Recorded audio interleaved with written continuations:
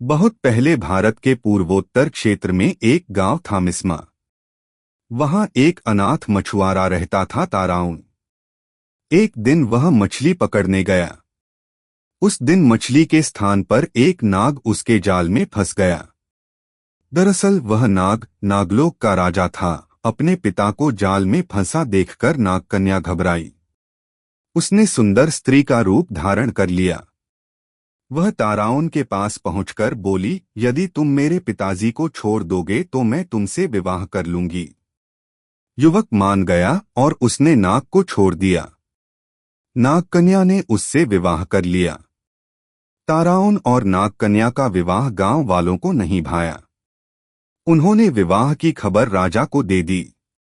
राजा ने ताराउन को बुलाकर कहा, तुमने हमारी परंपराओं को तोड़ा है, तुम्हें दंड मिलेगा। कल सुबह तुम्हारे और मेरे मुर्गे में लड़ाई होगी, जो हारेगा उसे गांव छोड़कर जाना होगा। युवक डर गया। उसने घर आकर सारी बातें पत्नी को बताई। नागकन्या बोली, इसमें इतना डरने की क्या बात है? मैं अभी नागलोक से एक बलवान मुर्गा ले आती हूँ। यह कहकर वह नागलोक चली गई। कुछ देर बाद वह मुर्गा लेकर आ गई। दूसरे दिन राजा और युवक के मुर्गे आपस में भिड़ गए। नागलोक का मुर्गा अधिक बलवान था, इसलिए राजा का मुर्गा हार गया। परंतु वह बोला, ताराउन, इससे फैसला नहीं हो पाया है। आठ कल सुबह जो टोकरी नदी को उल्टी दिशा में बहा देगा वही विजयी होगा। ताराउन के लिए लोहित नदी के बहाव को उल्टी दिशा में मोड़ना असंभव था। उसने यह बात नागकन्या को बताई।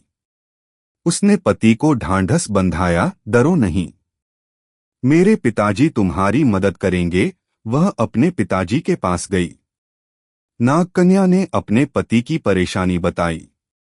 पिता ने उसे सुंदर टोकरी दी।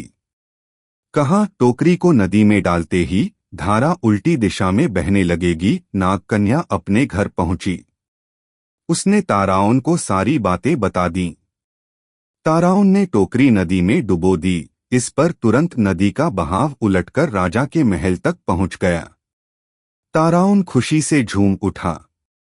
वह राजा से बोला, राजन, मैं जीत गया हूं। शर्त के अनुसार आपको यह गांव छोड़कर चले जाना चाहिए। राजा कहाँ हार मानने वाला था। वह बोला, इस निर्णय को भी अंतिम नहीं माना जाएगा। अब हमें युद्ध करना चाहिए। इसी युद्ध से निर्णय होगा। ताराउन भागा भागा अपनी पत्नी के पास पहुंचा और सारी बातें बताईं। राजा के पास बड़ी फौज थी, परंतु ताराउन तो अकेला था।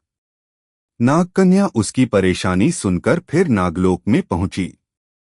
वहां से वह सोने का ढोल और उसे बजाने की छड़ी ले आई। सुबह राजा अपनी फौज के साथ लड़ाई के लिए आया। ताराउन पहले से ही तैयार था। राजा और फौज को देखकर नागकन्या ढोल बजाने लगी। ढोल की ढमढम सुनकर वृक्ष, जानवर, घास पत्ते आदि नाचने लगे। राजा और सैनिक भी हथियार फेंककर झूमने लगे। अब ताराउन और उसकी पत्नी नागकन्या गांव के राजा रानी बन गए। आज भी अरुणाचल के वंशज ताराउन जनजाति के नाम से जाने जाते हैं।